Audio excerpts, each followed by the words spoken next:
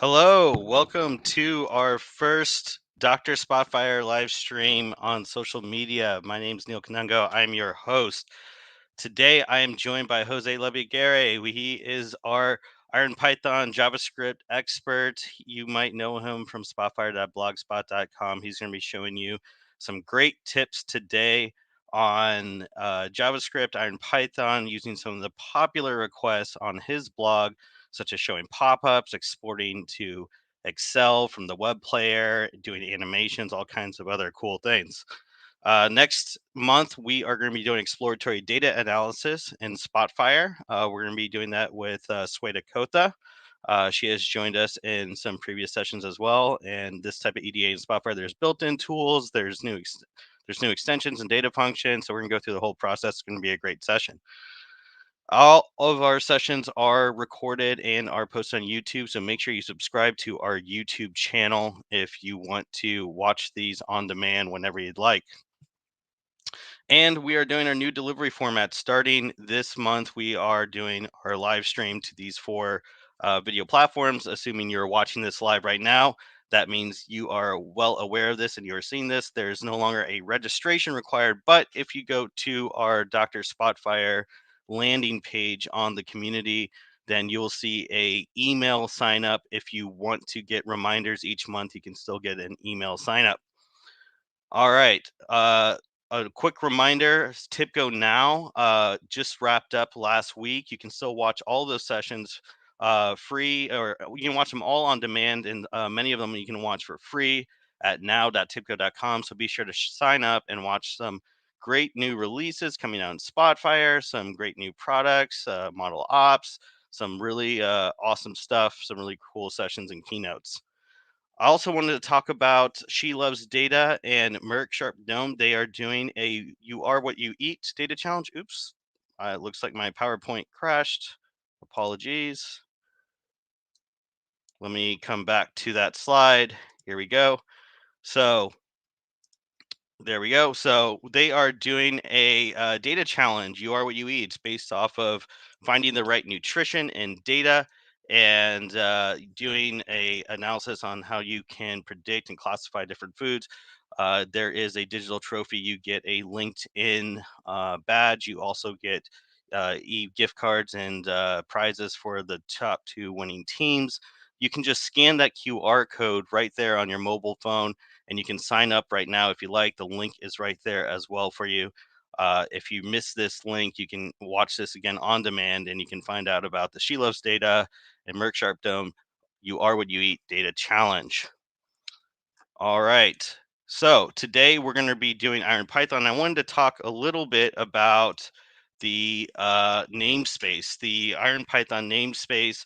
So IronPython is a API. There's an API, Spotfire API, that will show all these different actions, methods, properties that you can do with your data and use with the application to automate the application. So there is a document model and it's a subtree of the application model. This is just an example of some of the properties that are available to you. There's over 60,000 different properties and methods available. So there's a lot to show. But as you can see, you can control lots of different things such as relations, markings, tables, properties of the data manager, data table, columns. You can control all of this stuff with visuals. You can control the different visualizations. You can control the panels on the pages, all kinds of things like that. So I created a page that I'm going to actually hit the publish button on right now just for this session. I'm going to hit save there, publish this. And this page is going to have some of the example scripts that we're using today. This is useful IronPython scripts from TIPCO's COVID-19 dashboard. And there are some scripts I'm going to go over today, but I also wanted to show with that document subtree how you can use this with the IronPython and the Spotfire Automation API. So you can just Google Spotfire API documentation, and you'll see this API reference. And in the API reference, you'll start to see the subtree. So within like application, you'll start to see you have the bookmark class and the different properties available for different bookmarks, such as the context, a create by, created date. These are all referenceable properties that you can use in your IronPython script. Now, this documentation can be a little confusing. There's a lot in there. Some of these, there are actual, you'll see actual C# extensions that are used for building a Spotfire extension. Those aren't referenceable in IronPython, but it's pretty clear which ones are available in IronPython because the extension points, they don't really make sense in the IronPython context most of the time. So I invite you to look at this documentation. You can see if you want to look at visuals, there's a lot of properties for visuals. You can control your axes, you can control bar charts, box plots. We have a video on YouTube for IronPython basics that goes a little more into this. But for today, I just wanted to touch on this before showing some examples here with our COVID-19 dashboard. Now, this session, I'm going to go ahead and I'm going to add Jose to the stream. Jose, you want to say hi to everyone and say hi to our guests? Jose, you're on mute. There we go. There you go. I can hear you now. Okay, perfect. I'm doing fine, thank you. And you guys, how are you doing? Yes, let us know in the chat, wherever platform you're using and you're watching, say hi to us. Let us know that you're there. Let us know any topics that you want to see and any questions you have throughout the session. We can make sure that we try and get to those during the session. Or if we can't get to all of your questions during the chat or during the session, we'll try to get to them in the comment section after the session ends. So um, be sure to add that in. Just add that into the comments, and we'll get to that afterwards. Jose, I'm really happy to have you on here today. Thank you, Neil. I'm also happy to be here. Um, so, Neil and I, what we did was start looking at what were the most uh, requests for doing IronPython and scripting. So one of them is the exporting to Excel from both web and the client. This is a feature Jose, that is did you want to, if you want, we can actually start with yours. If you want to start the show to Excel, and I can come back around and then show some of these COVID ones. But I think yours are more exciting. So why don't I allow you to share your screen, and then you can start with the export to Excel one. Let's switch it up a little. okay. No problem. So let me share my screen. Yeah, no problem. Let me know when you have your screen shared, and I'll throw that up there. Okay, it's shared. Can you see it? There you go. Yeah, we Perfect. can definitely see that. Okay, so I made a very simple, very simple dashboard just to have the bare bones of what I'm trying to demonstrate here. And one of the features here is that the export data. So export data, as you all know, you can export the data by right clicking, but sometimes is limited by the licensing, or you want just to control how much data you want to export. So just by clicking this, you will see the export data, and is going to download a CSV file. And that's also happening on the client. Let me bring the client up right here. So it's the same thing, export data, and it will bring the export data. And I can show you how it works. So this export data is a Python script that extracts the data from Spotfire and dumps the data into a text area. It can be any text area. This is the text area. And here is the dump of the Python. And at the end of the dump, I have a little script that will export the data into a CSV with a few lines of the script. So this is dynamically generating by the script, and it's an action control with this script associated with, and then we have the details of what we need. A lot of this scripting is going to be available on the TIP community, and also well, some of these were taken from my blog before I joined TIPCO, and I started my blog just because there was at the time there was not much information. There were a couple of blogs, but not much around IronPython scripting or just JavaScript to hack the Spotfire. So I started my blog, and then we took the statistics and saw that that was one of the requests. Another request is the options, the pop-up. So this pop-up, you can easily wrap action controls uh, and document properties and JavaScript control HTML. And this is another popular request to how to make an animation. What you're looking here is the world population estimated by the United Nations. And here's the world population. You can see that Python scripting is changing the filters programmatically, and it's doing every 2 years. I can skip only 1 year at a time, or I can do a decade to make it go faster. Whenever it reaches the ends, then I can start again from the year 1500. So it's about to reach the end, and it's going to go back. I can change the logarithmic scales by this control. And I'm going to show you how all this works, how I created these buttons and everything else. Yeah, these are really cool. So we got animations, we got pop-ups, and we got export to data. And I wanted to show our guests here just real quick. This is the IronPython scripting page for TIPCO Spotfire. You can find this by just Googling IronPython scripting Spotfire. It should come up towards the top, and there's tons of examples here. We had actually even had a comment already. Someone wanted to see if you could if you Caden wanted to see if you could show some data transformations using IronPython similar to Terra functions.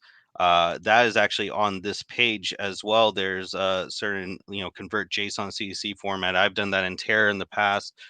This you can do with IronPython as well. Export data. You can filter data. So there's a section on how to manage data. There's a section on how to manage visualizations. All of these have different examples, filtering and marking, all kinds of things like that. But not to interrupt you too much, Jose, I'll let you go ahead and show us. I'll add your screen back here, and you can show us how you started with the export the CSV. Sure. And we'll get that script added to this master repository page after the session. Okay, just give me 1 second. I'm gonna hook up my mouse that ran out of battery. Okay, Just few seconds. no problem. Okay, so some technical difficulties right there. Let me go ahead and I'll just keep sharing.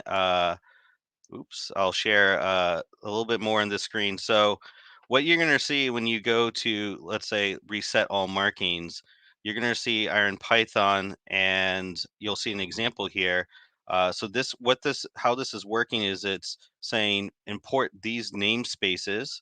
And then what these namespaces are is in our reference, our API reference, these are the namespaces, and these have all the classes and the properties all within here. So this is all in that document subtree and the application subtree. And this is saying a function, defining a function to reset marking, and it's for a data table, and it's looking into the document data.tables tree, and it's creating a variable for each data table, and for each marking, go ahead and take these row selections and say it's false. Okay, and then all it's doing with this function is it's running that function. So if you were in your analysis, you go to File, Document Properties, and Scripts, and this is where you can add IronPython and JavaScripts in here, and you can just copy and paste that code in, and that's just the basics of how IronPython works. Now, we do have Jose back. Jose, you got your mouse ready to go? Yes, ready to go. Okay, thanks to all our viewers for bearing with us on that. Jose, I'll hand it over back to you. All right. So okay, let me explain how this work. I went over rather quickly, but I can go into more details on how the export to CSV works. So I'm gonna expand this. And by the way, a cool trick that you can do while editing the code, sometimes the screen is too small. If you press and hold the control key and use the mouse wheel, you can zoom in the code. So that's good when you're sharing and the code is not not very visible. So so here what we have is that um, we're taking a reference of the data table, and then we are looking at the rows that I want to extract. And then I some configuration about the delimiter. As you saw on the text area, it's just a comma separated values string, and this is going to be rendered in a document property. And the document property is then going to be uh, stored on the actually, this is a leftover of a previous script where I tried to dump everything in document property and then render through that. But now it's in memory to make it a little bit more efficient. So forget about this one. So I'm adding everything to this CSV variable and then looping through the column headers. And then I have this the first row, and then I keep appending to the CSV variable, and then I go and loop all of the rows for the data table that I have selected. And finally, what I do is take this text area. It's a script parameter, and that's pointing to a blank text area on the screen. And I start dumping the data in a uh, hidden hidden tag, uh, and which ID is CSV data, and then I just dump the data there. And from that point on, I have this script, and I use these triple quotes to concatenate large amount of text, and that's easier to manage, or just copy paste your code, because you don't have to escape like I did in this case with the CSV data on this string, the HTML string. So here you just have the single quotes. You don't need to escape, and it's just seamless. You can copy paste, test it somewhere else, and then uh, that's how I put it. So the script variable is injecting or having this script all together, wrap it on a script tag, and finally dumping all that content into the HTML. So And um, Jose, we had a question about that mhm. from Jolene, and I missed this as well. You're exporting a table or cross table?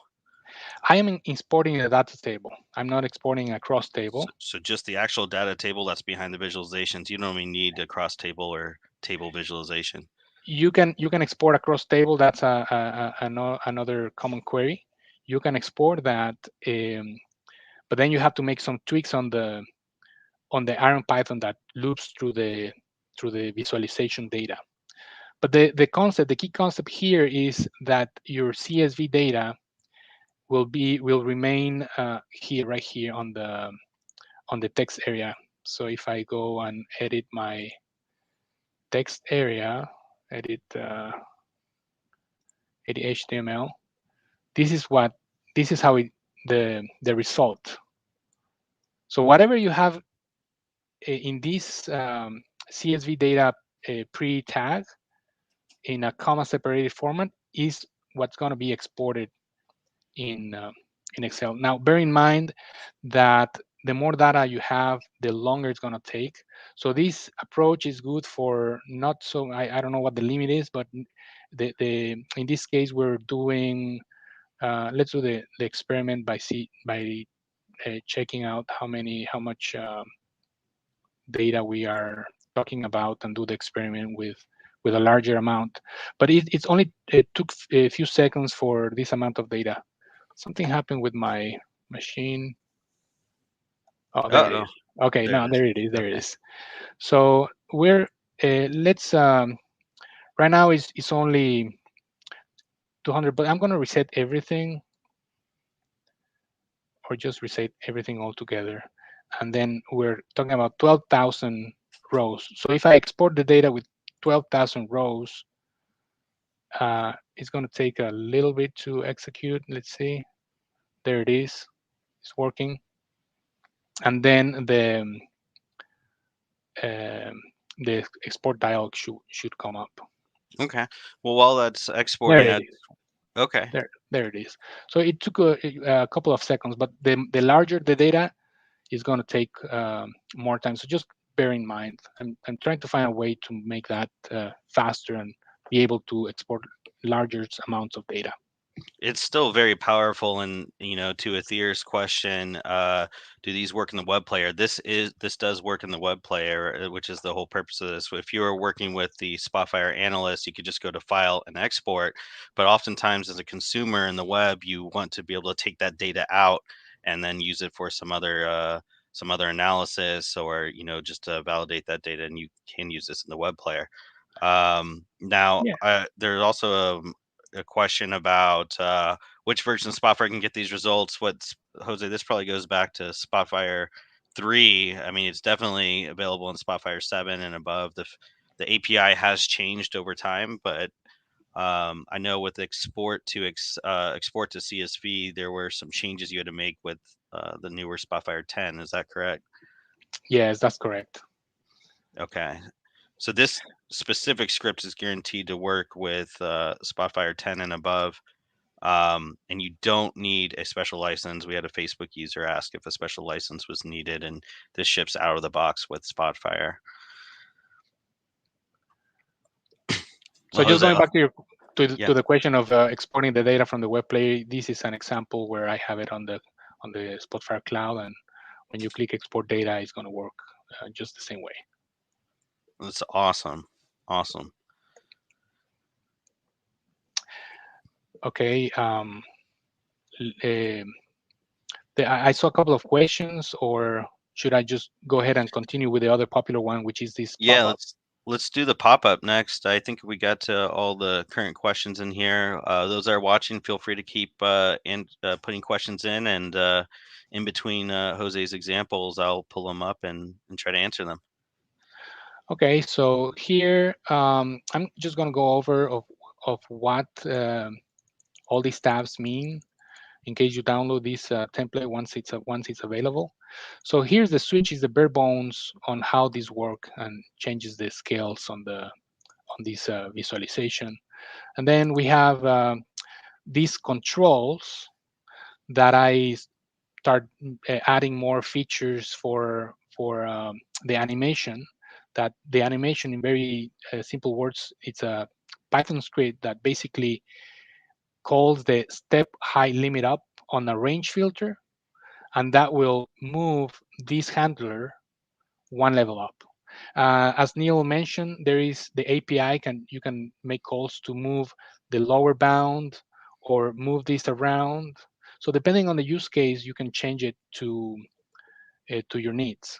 So in this case, it's only moving the one value at a time. And because I started with the year 1500, it set the lower bound to 1500. But if I go a little bit further, look, it's right now in 308, and I speed up the limit, it's changing to the next value. It's changing to the next value, and the animation, let me just, there are not many values here to look at. So let me just move it a little bit more right here. There we go. Greater span, and I have to click many times in order to see this moving. I'm changing every 10 years, but I'm just going to do one, and now you can see how the scale changes. But I have to click many times. So the next step is to add or automate that clicking process by adding a little bit of JavaScript.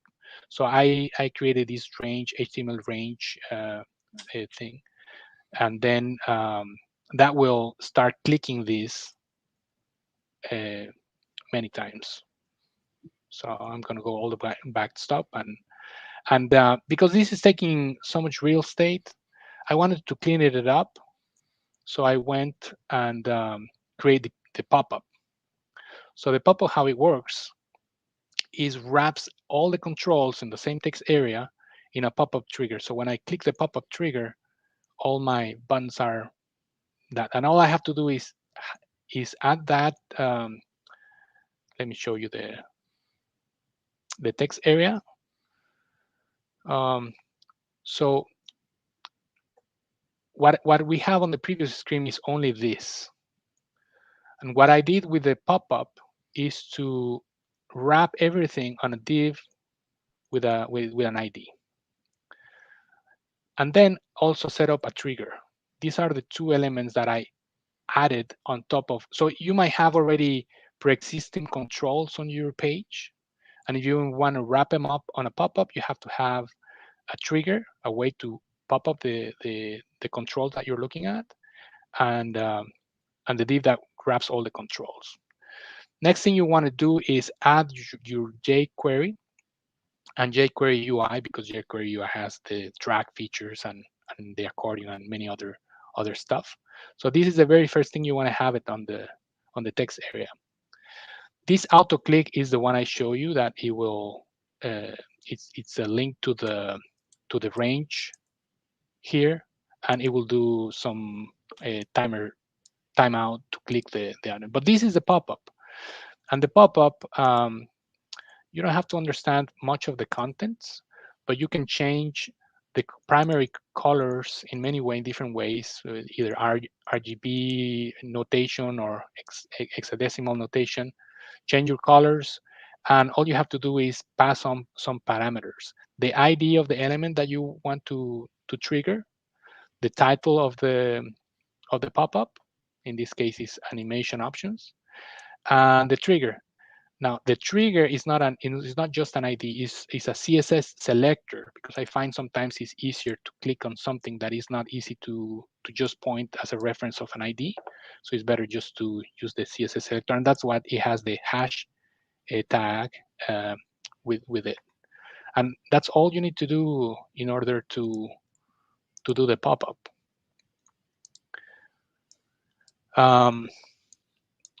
We can do a little example here with another pop-up, just for just testing. So, And Jose, would you mind blowing up that text just a little bit while you're oh, doing it? sure. There That you good go. enough? Thank you. Yeah, That's perfect. great. Okay. That's great. Okay. Well, how about if we, well, I'm going to do it pop-up 2. I'm going to,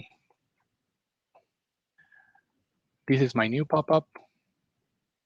Let me double quote this, and then do some stuff here. Now I'm going to add my script and set up the parameters. So I am adding a JavaScript with my pop-up and define the parameters. And we did pop-up 2, the ID, the pop-up title is hello, and the trigger is going to be just my, well, I don't have a trigger setup, so I'm going to set up one pop-up to trigger. So I have to create this and create the trigger here. Oh, the And just a hash. reminder to everyone, we will put this DXP and these scripts up on the community, but this gives you an idea of how to use it. Okay, so once I save, I have my pop-up trigger. I should have some kind of divider here just to make sure that there's a different one here. Oh, I put it in the wrong place. Well, it doesn't matter. This is the hello there click, and the pop-up is right here. And I can add controls and everything here, anything else, and there you have it. So you can just put in any of your property controls and your filters, everything else that would be in that text area, you can just put right in that space, in that span. Exactly. And that's pretty powerful. You can see some demonstration of the pop-up on one of the typical community, well, on the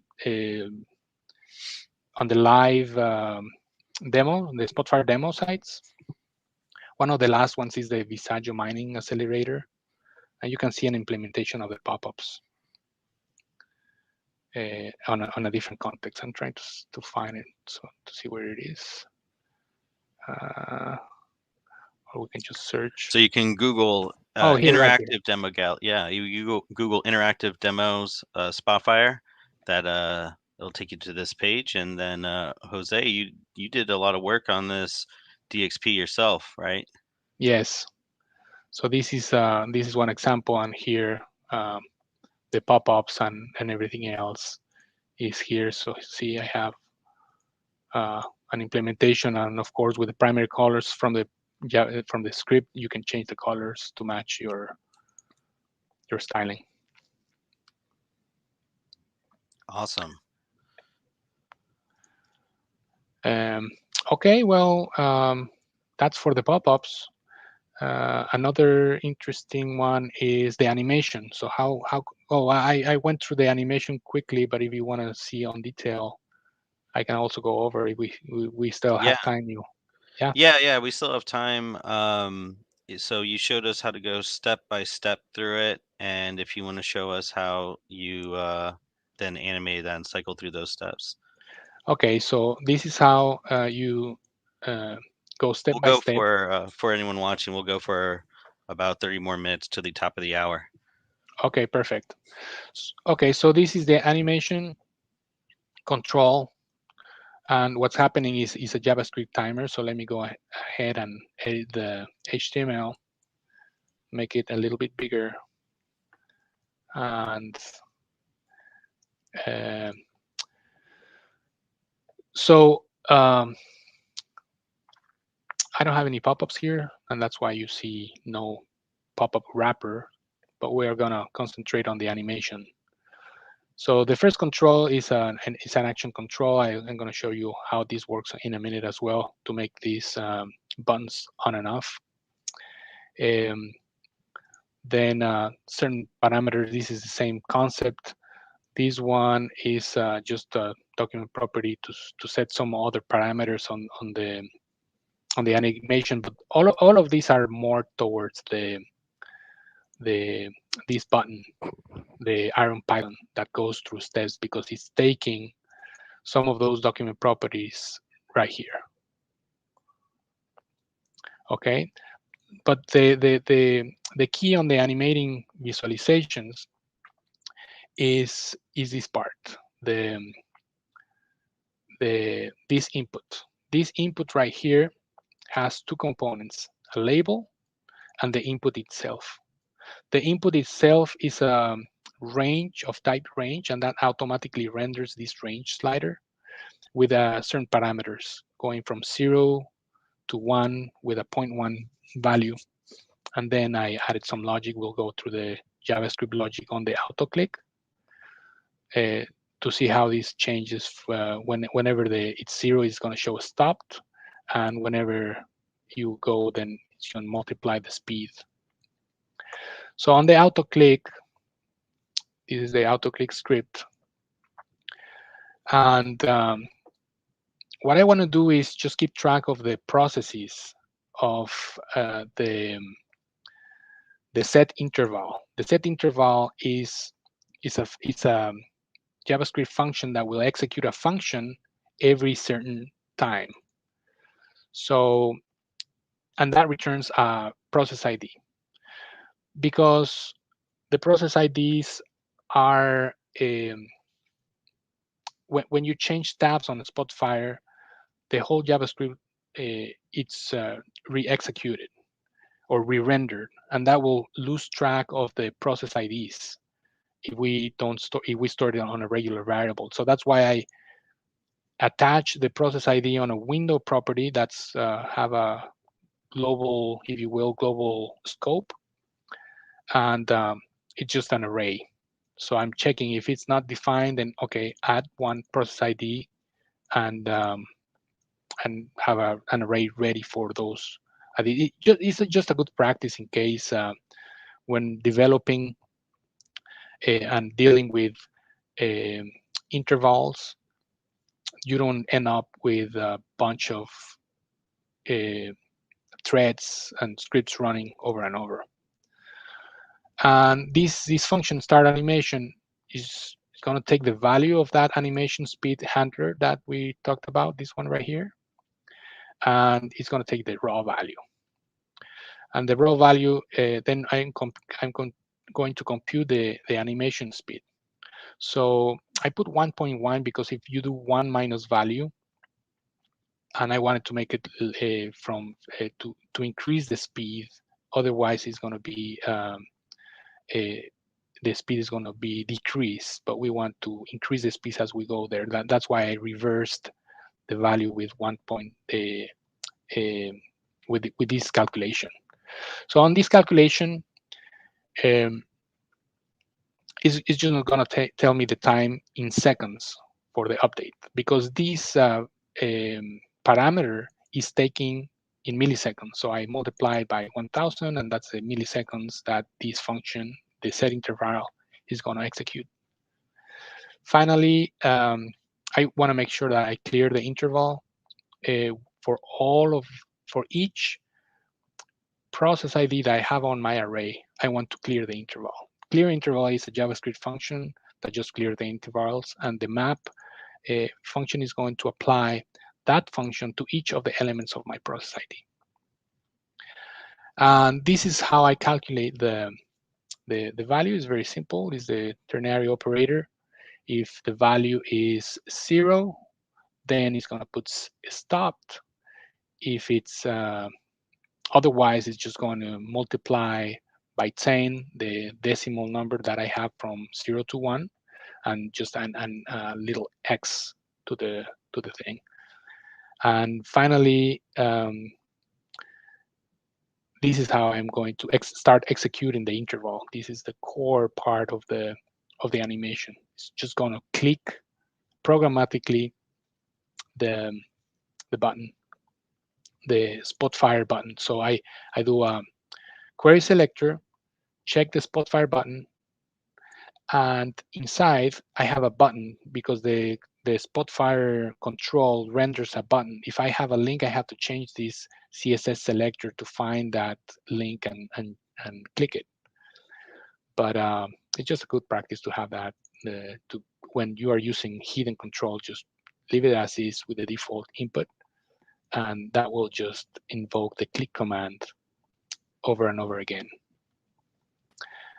And that's it. The last part is just binding the onChange event on the animation speed. Whenever this thing changes, just start the animation. That's awesome. So we got a couple more questions asking about the JavaScript, and I know I mentioned we'd share the IronPython. We'll share the JavaScript as well. We'll put this up in a community article, so you don't have to memorize all this. And I think it's also very useful to look at Jose's awesome code here and learn from it and be able to interact with it. So we'll get that up after the session. Jose, do you want to show us one more example, and then I'll show the COVID stuff, and we'll wrap things up here. Yeah, absolutely. So last thing, just to cover this one is I like it pretty much. It's very powerful. You can do check boxes. You can do buttons like this. It's not working. Maybe I have to go to my final example. It's a curse of the live demo. There's always something that will go wrong in the live demo. Yeah. So, well, There this you is go. the one. Yeah. So, okay, I probably something some configuration going on, but let me go back to that and just make sure that it works. So, okay, this is a calculated value. A calculated value that looks for a Boolean document property. So if I look at my expression on here, it's very simple. It's just checking if the custom expression is true. I mean, if the document property is true, and if it's true, just put this character. If not, put this character. So what's the SW linear is the document property that it's looking at. So maybe I have to change for. I have this other one. Let me change this. It has another I, but this one probably is going to work when I click it. So it's just going to change. It's going to change on that, but I haven't. I have to change the document property on click. So here on the actions, I perform a click, and I execute.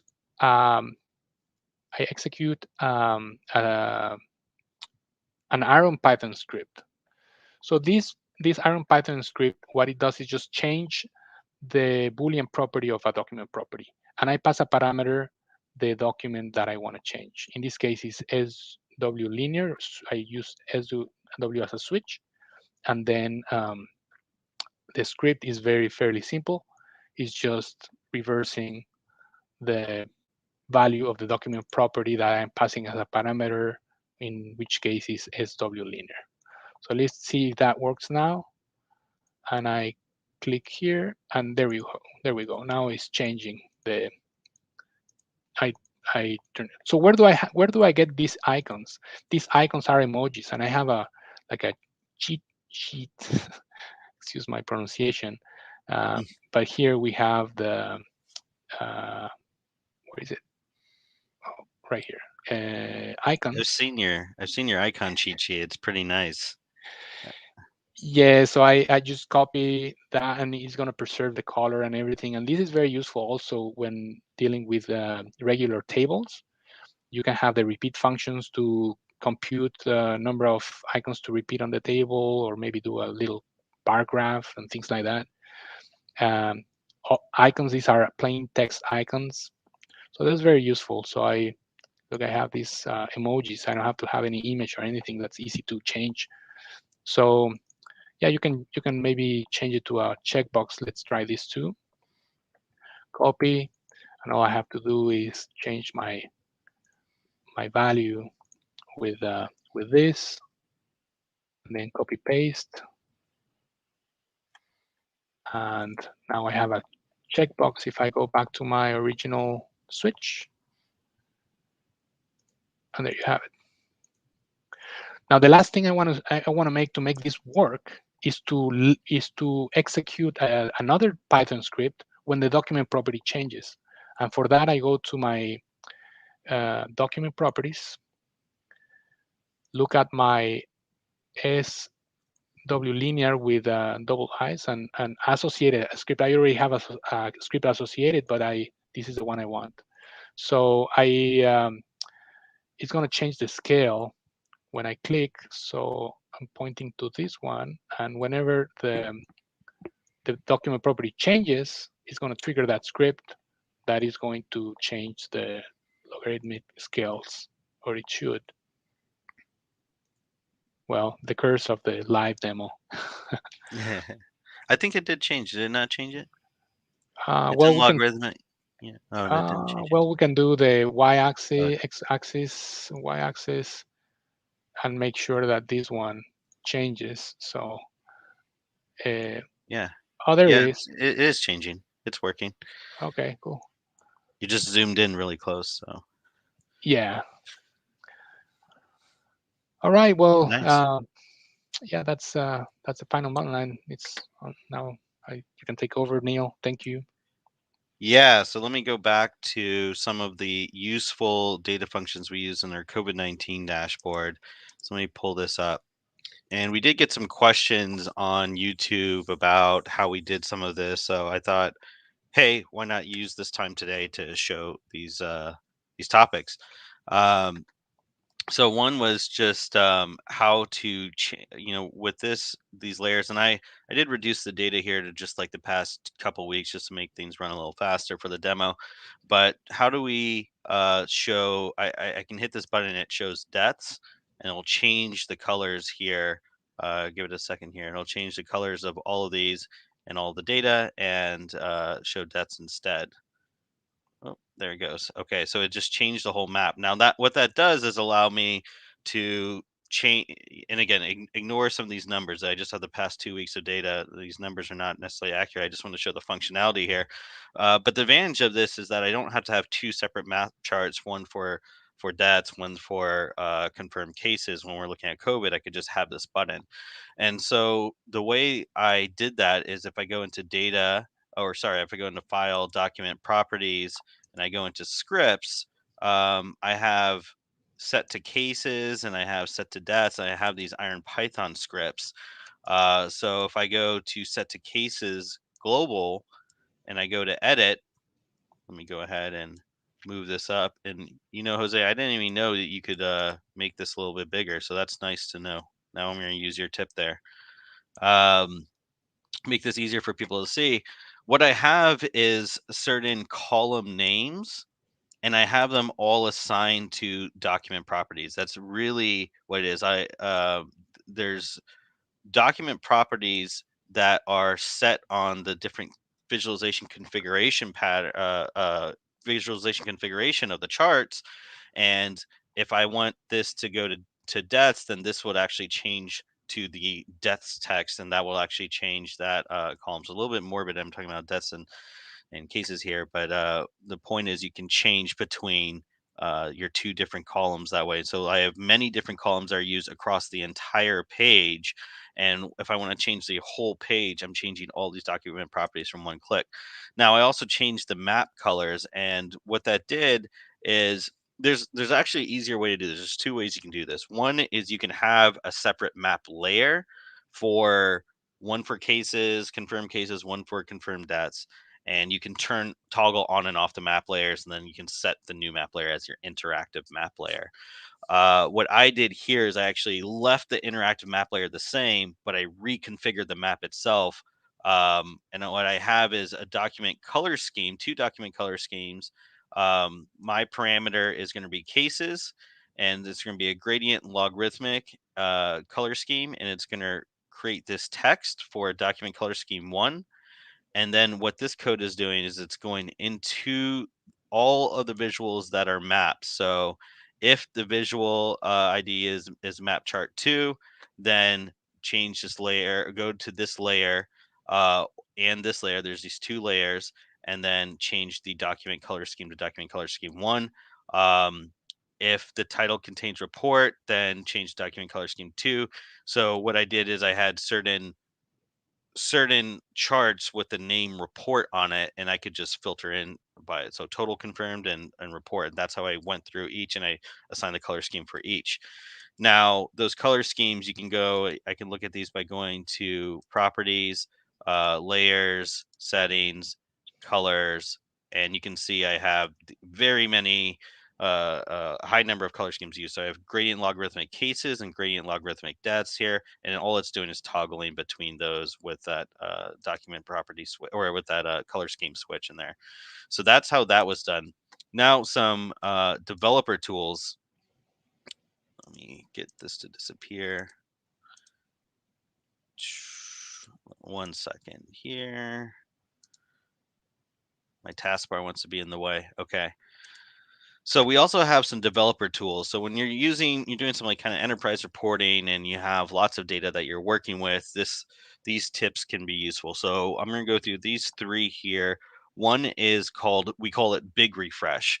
And that's if I want to execute certain data functions and refresh certain data functions, but not all of them. And I want to refresh certain tables, but not all of them, we use big refresh. And these three IronPython scripts are actually going to be on the community page that I created, and I've lost here. Sorry, 1 second. Here it is. This community page, useful IronPython scripts from TIPCO. So I just published this right at the beginning of the session. And so big refresh is right here. And what this is doing is it's looking at, I've coded my data tables. So my data tables that start with the name final, it's adding that data table to, it's building an array for tables, and it's adding this to that array. So I'm getting a whole list of data table names. And then it's just printing this for the debugger. It's saying it's gonna refresh all the tables that get put into this array. And then I have a couple data functions that if the name has get RE for reproduction number or contains virulence, then actually put that into the data functions array, and then it's going to actually execute this. So this is executing all the data functions. And then, sorry, I skipped this line up here. Um, this is going to actually reload all the tables that are in the table array. So you can just take this code and modify it a little bit for your analysis so that it only refreshes the tables that you want and only refreshes the data functions that you want. And then at the very end, we did a little, Andrew Barrage actually put this in. It plays 3 beep sound. So what you can do is if this takes 30 minutes for you to refresh, you can go ahead and say, hey, go ahead and refresh this, run this in the background, go get yourself a coffee, answer some emails, and then you're going to hear 3 beep, beep, beep sounds, and you're going to know that all of your data tables have been refreshed, and you don't have to sit there and do that all manually one by one. All right. Next is tablecloth. So when you replace a table in Spotfire, when you go here and you see I have these calculations here, I have these calculations can come from, these are coming from data functions. Some of these are coming from calculated columns.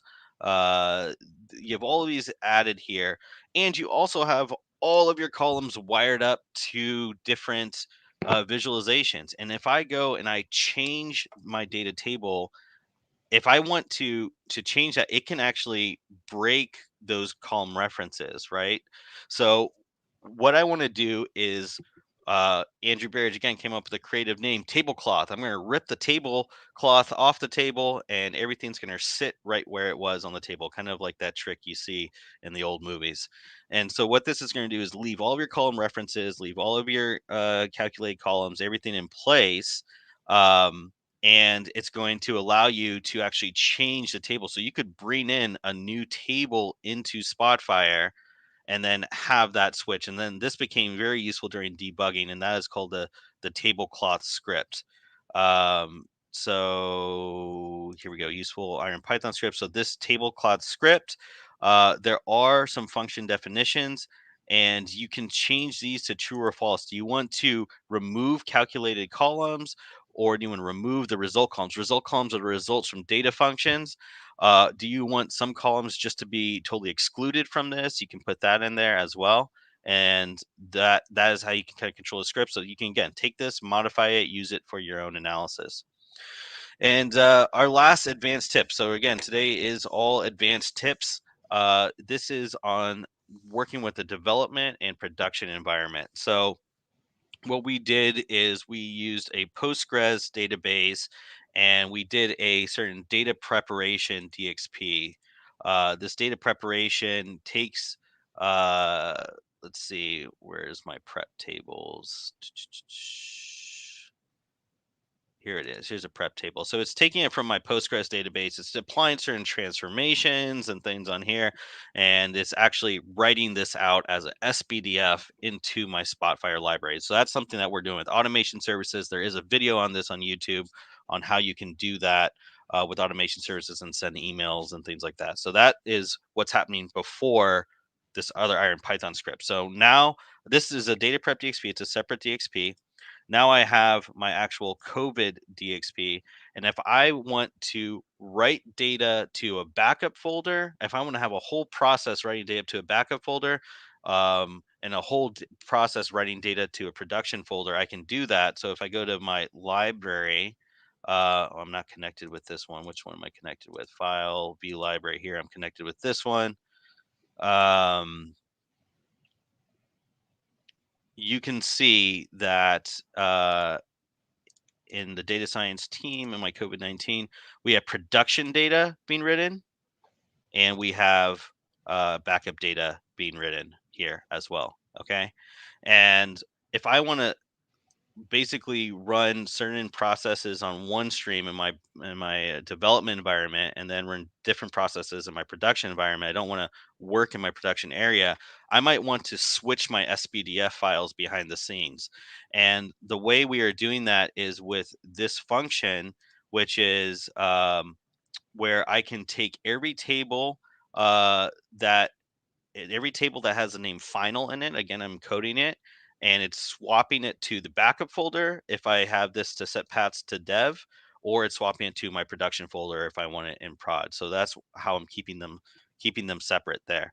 The way that we do that is useful IronPython scripts. Let's go down here. So this actually uses the tablecloth script, and it goes through, and you are able to specify here at the bottom. The first part of this is just setting up your functions. You're able to specify here at the bottom the path for your production data, this is my production data path. And then if I had a path for my development data, I have a whole different folder for my development folder. And just by doing that, and it's only looking at the tables that again start with final. Just by doing that and going here and hitting swap paths, it will actually swap. It'll take a second to run. We may not be able to let it finish, but it's going to swap all of my tables in final. It's going to swap all of these with the development data.